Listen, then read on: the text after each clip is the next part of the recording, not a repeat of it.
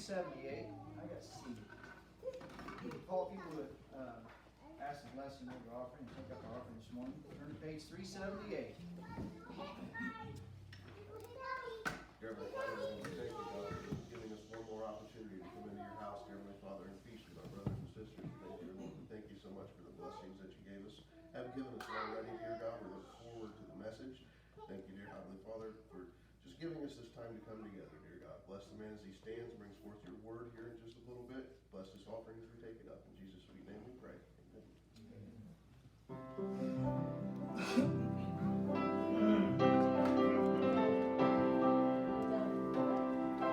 I was wandering far from Jesus in the path of sin and shame. I looked up and he looked down.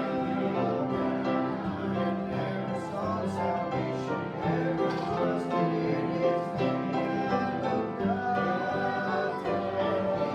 and he looked down. Yes, I looked up and he looked down. And what do you know? I am bound. Yes, I looked up and he looked down. And some of these days I know I'll wear the crown. I have preached a song of musician in this wilderness below. I looked up and he looked down. I had wasted all my substance and my hope was sinking low. And I looked up and he looked down. Yes, I looked up and he looked down. And what do you know? I am heaven bound. Yes, I looked up and he looked down. And some of these days I know I'll wear a crown. All my burdens have been lighter ever since I changed my way. And I looked up and he looked down.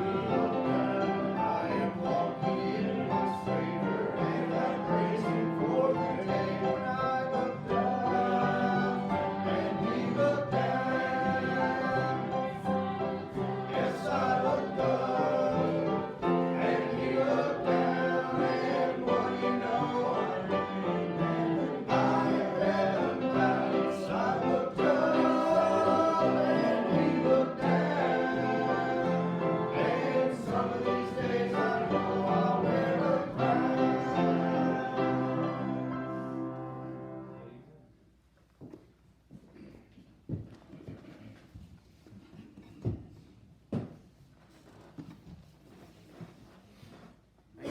Kids are going to sing this one.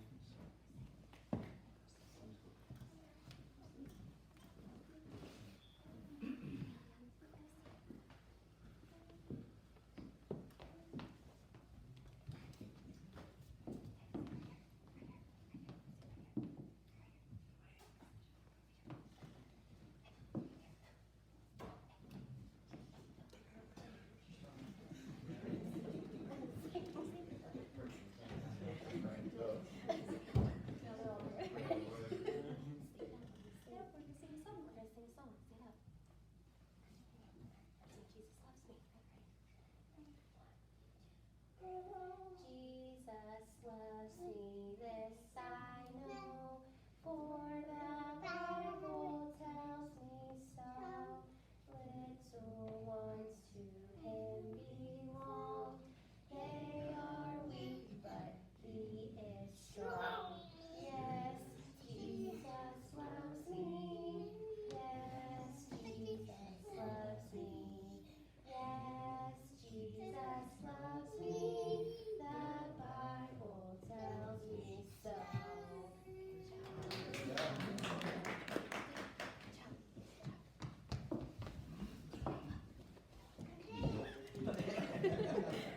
Not yet. In a couple weeks. All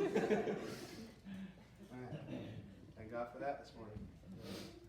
Someone else have anything on your heart you say to do for the Lord? Yeah. Song, testimony.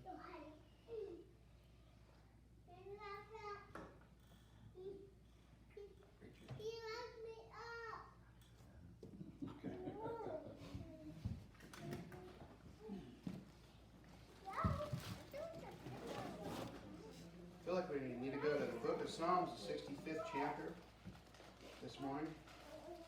We'll read 2 verses here, and we'll try to get into some of our thoughts. And we were studying this, and it seemed like I just had a quick thought, and then as I started studying it more and more, God started taking me in a lot of different places with it, and started revealing a lot of things. And I love when He does that, just because it's amazing how deep you can get even just in a few words in Scripture. But Psalm 65 is where we feel like we need to be. And we're going to read the 11th and the 12th verse. And it says, Thou crownest the year with thy goodness, in thy paths drop fatness.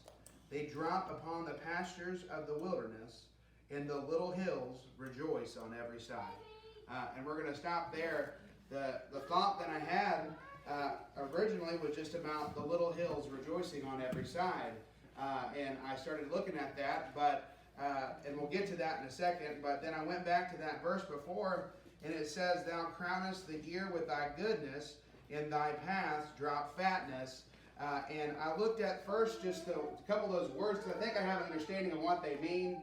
I know we've been diving a lot into what they really mean if you look at Hebrew or you look at Greek and how they were really written. But that word crownest actually is talking about, it says it can be used as a crown, but talking about encompassing to protect against an attack or against a breach.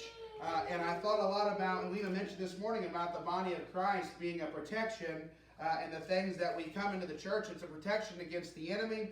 And it says that thou crownest the year with thy goodness. And so God's saying here through David that He's saying, God's crowning you, but the reason He's doing that is as a protection for you against the things of your own flesh, against the things of the enemy, against the things that go on in your own mind, the things that go on in your own heart, that He gives you that encompassing protection. And then He says, in thy paths drop fatness. And so actually that word paths actually meant to talk about a rampart, if you would look at that, or a bulwark, and how that those things were built up. And so when He's talking about He's a lamp unto our feet and a light unto our path, and that here He's saying His paths, they drop fatness.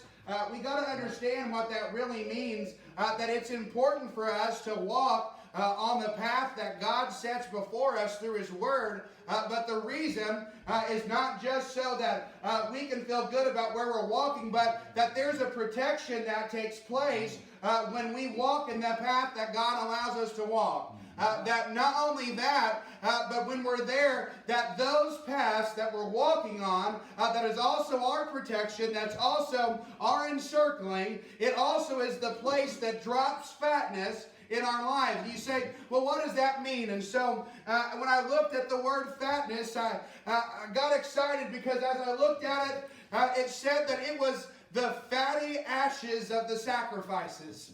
And I started going back and studying the book of Leviticus in the 3rd chapter, and began to read, and we read about a sacrifice of a peace offering that's over there, and that it says that you're supposed to bring your lamb and your or your bullock or whatever it was for the peace offering, and that you would bring it, and that the priest would divide it, and you would take it, and it had a fatty part that was above the caul, and a fatty part that was above the liver, and a fatty part that was above the kidney. And then it said that the priest would take all of that away and would burn it on the altar of the burnt offering. And so I started studying out these peace offerings and looking at what this meant. And I looked, and it said that every single sacrifice that was of a lamb or a bullock or of an oxen or anything that was of that nature, that the fat had to be separated. But the reason that the fat had to be separated was Leviticus chapter 3 verse 16. It says, for the fat is the Lord's. I thought, boy, it's a blessed place to dwell in the place of God's path, where He can pour out His fatness on you because of the sacrifice of peace offering that you have when your heart is is at peace with God. Now we read about a lot of different sacrifices in the Old Testament. We read about a sin offering, and we even read about the peace offering and the wave offering and the heave offering and these different things. But each and every one that talked about the fat, it said, just like in the peace offering, you should separate it and offer the fat. And I thought, that's such a blessing to me that Paige, even when I've sinned and even when I've gotten out of the will of God and I have to come back to God and offer that offering of sin to say, God, I've trespassed against you. God looks at that offering and he separates the fat and he says, I'm going to take it, I'm going to try it with fire, but then I'm going to return it back to you and give my peace in your life. God hasn't changed. It's the same thing today as it was back then.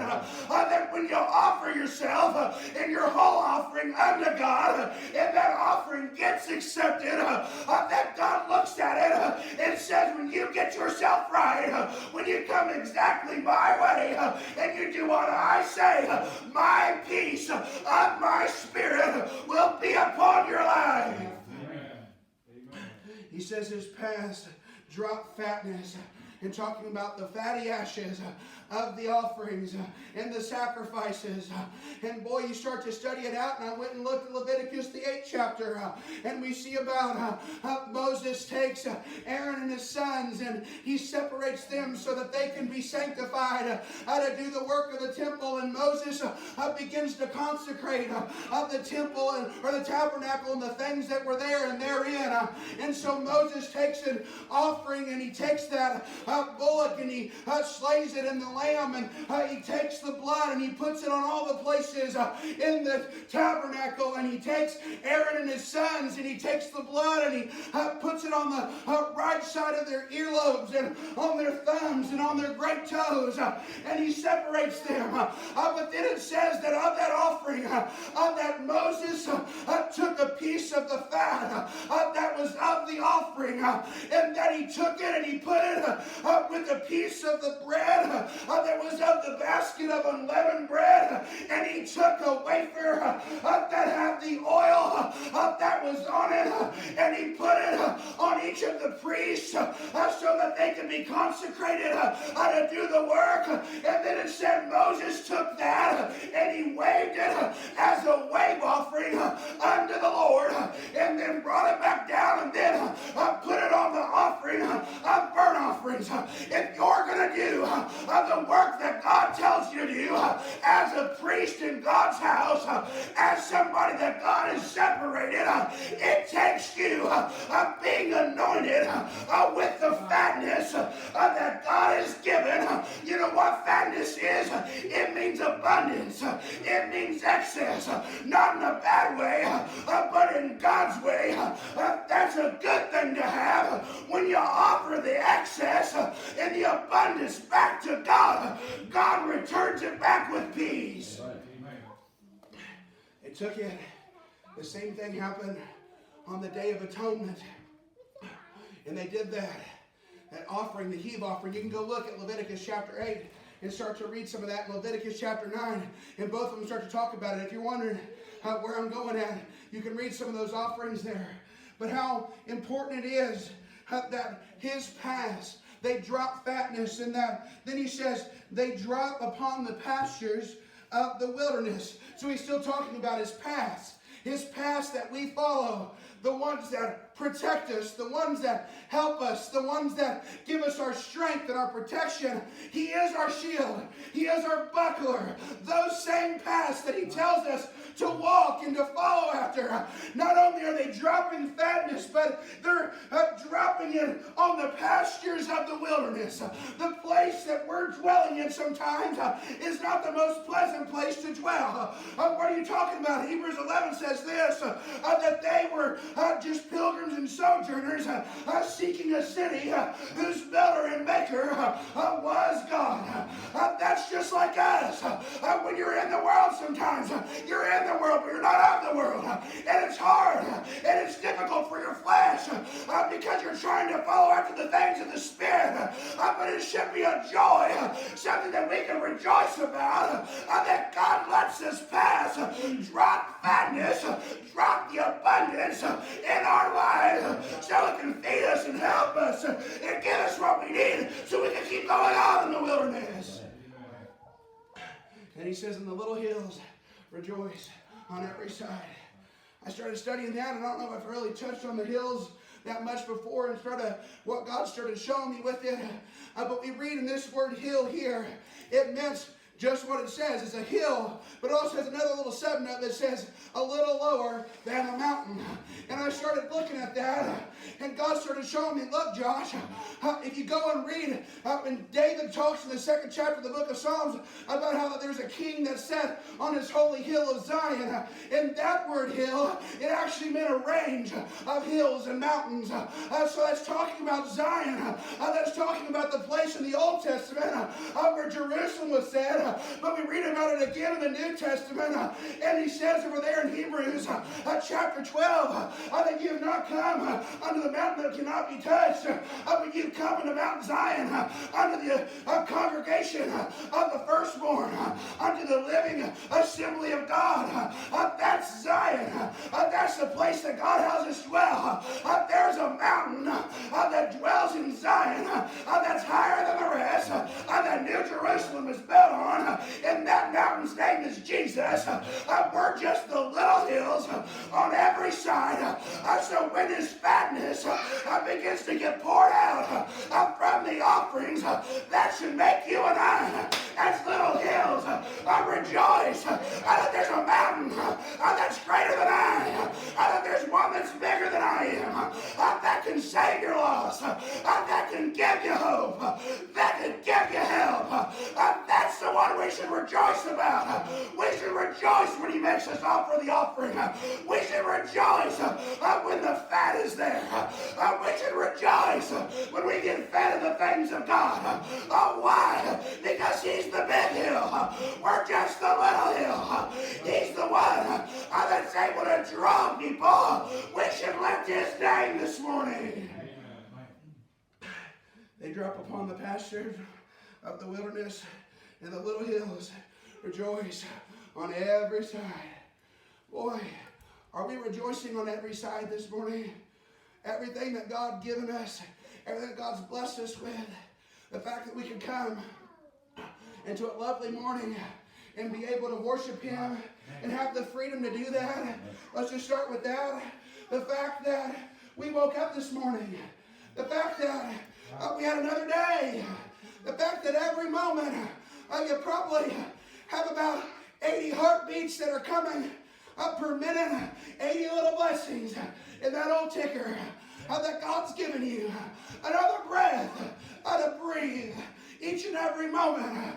The little children to get up and sing, and to sing about Jesus. You say, well, they don't even know yet. They know who their maker is. God set it up that way. Such is the kingdom of God. When you come, you're helpless. You're hopeless. It takes God choosing you to draw you, and you have to come humbly, repenting as a little child. That's something for the little hills to rejoice about. Amen. That God allowed us to come and have Sunday school the way we did. And then we can feel his presence begin to move. Even in that, and he's teaching us. And he's allowing us to be fed. And he's allowing us to grow. We're just flocks in his pasture.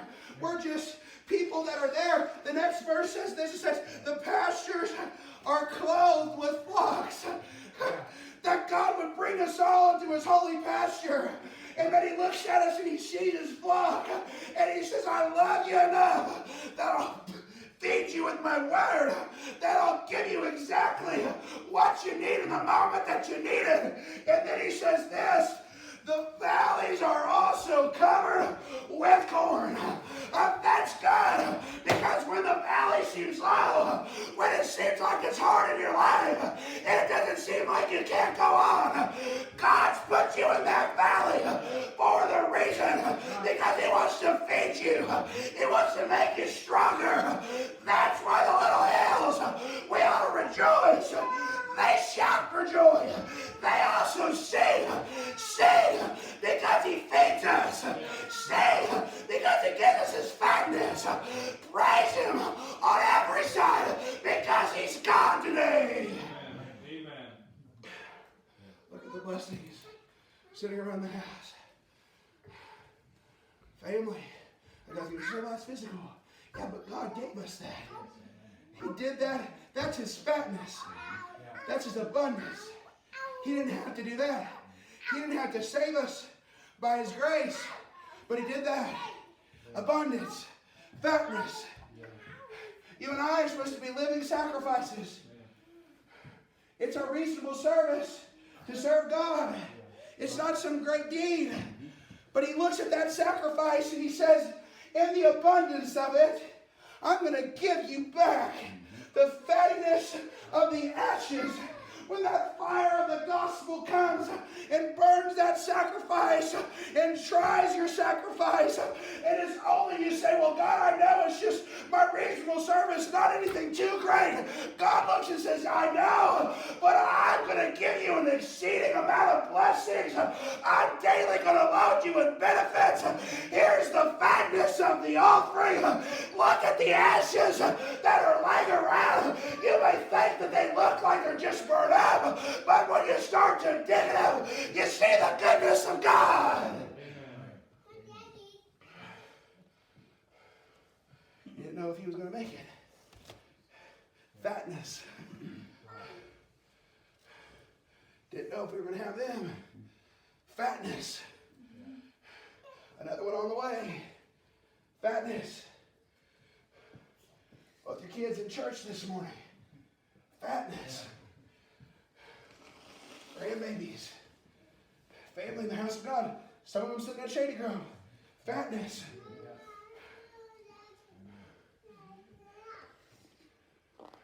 Little hills. Rejoice on every side. Why? Because his fatness. His abundance. When he doesn't have to give it, he gives it. Amen. Whole family in church this morning. Fatness. New building. Fatness. Is this bad? No. To be honest, if it was in the pasture, with just a couple of chairs, they're sitting on the parking lot. There's a couple of chairs, or you can't even sit in a chair and have to stand. Still fatness. Why? Because it's more important to come in and feel the Spirit of God. And to feel his blessings and to feel his love and to feel him draw us together to unity than to be able to count and check a box and say, boy, we got this, this, and this. We've got so many coming to the church because you look at the board. I could care less, like you just said this morning. If it's just me and him, I'm going to say it's still fatness. It's still excess. It's still abundance. It's still more than this boy deserves. It's still more than I could ever ask for. And why don't we praise him? Why don't we lift him up? Why don't we thank him more? Why don't we, when we're praying, not to just ask for things, but spend some time thanking God that he loves us enough to give us the blessings that he does. Little hills, why are we rejoicing on every side? Thou crownest the year with thy goodness. He protects us. In thy paths drop fatness. Every blessing along the way. It's just of his abundance. Amen. It's just of his mercy. It's just of his grace. Nothing we've done. Everything he's done. That's the message. Stand this way.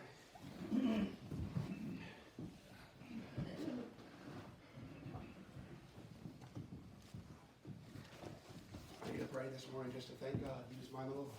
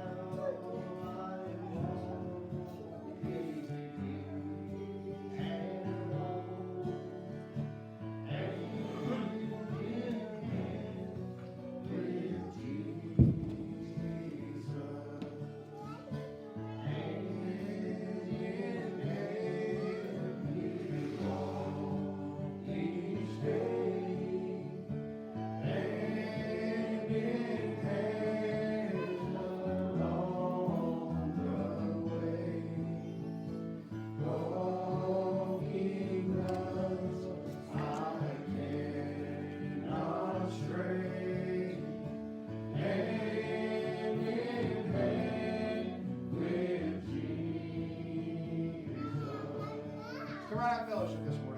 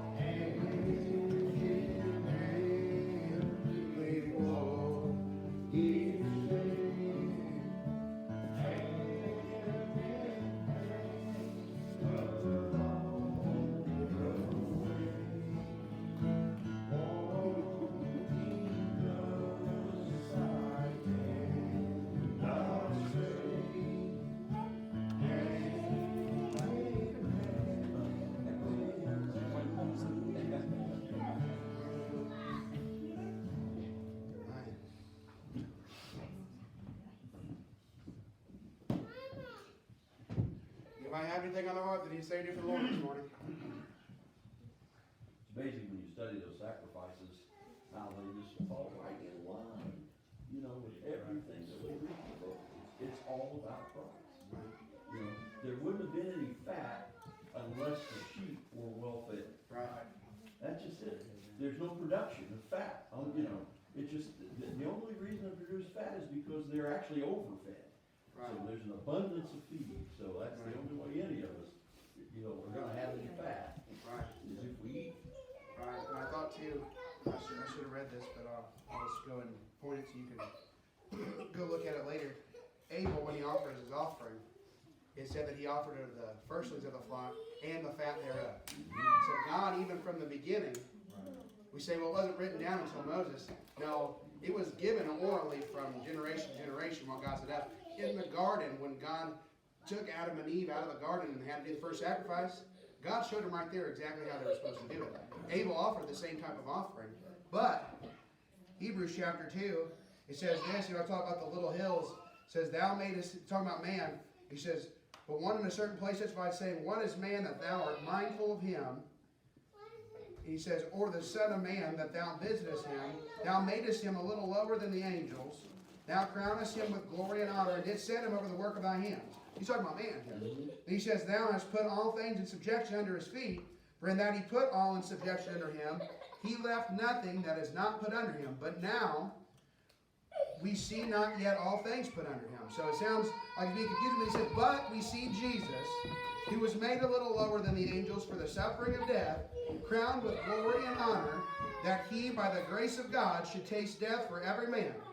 For it became him, for whom are all things, and by whom are all things, in bringing many sons into glory, to make the captain of their salvation perfect through sufferings. And then you read about this again over in Hebrews 12 chapter. He said he offered greater things than the sacrifices of Abel. And boy, that God looked at us, and we're a little lower than the angels. We're just little hills. But God says even Abel's offering and sacrifice, which was of the firstlings and the fat thereof, that his offering was still better than Abel's. There's a lot more fat in the offering of Christ than there is in anything else that we could ever imagine. Someone else this morning.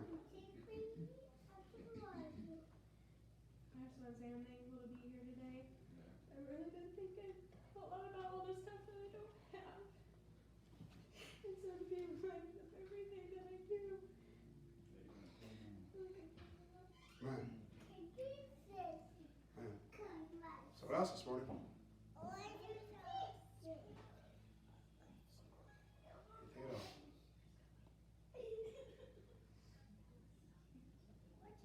right. It's been a good place to be. We thank God for His Spirit. Thank you for each and every one. Hope that you minded the Lord and that you got what God was wanting. This table was spread this morning. It's up to you to pull up to it.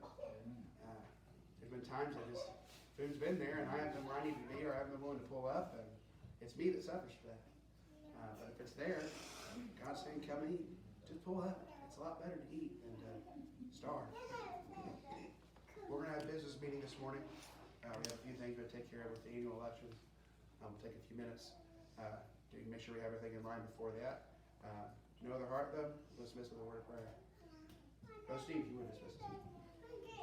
Lord, so thankful that you come by and blessed us like you have, and through your teaching with Sunday school, as we mentioned already, Lord, thank you for that. Thank you for the preacher, Lord, coming by and blessing us, Lord, it's what we need today. Ask you to go with us, God, and lead, guide, direct us. Be with us as we go into the business meeting.